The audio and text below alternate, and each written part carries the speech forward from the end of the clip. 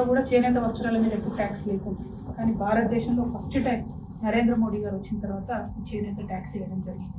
దాన్ని రిమూవ్ చేయాలని అందరూ దేశవ్యాప్తంగా లొలిపెట్టింది. అయినా కూడా ఎందుకు అది పోతలేదు.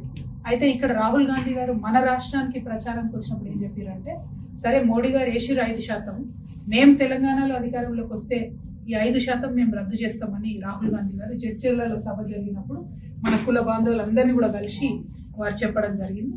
సో ఆ విషయాన్ని తప్పకుండా కాంగ్రెస్ పార్టీని మేము అంటే మనం ఉన్నప్పుడు నిధులు వారినే వరదలు లెక్క, ఇప్పుడు ఈ గవర్నమెంట్ లో తిట్లు వాడుతూనే తప్పితే ఇంకొకటి అయితే ఏం జరుగుతుంది.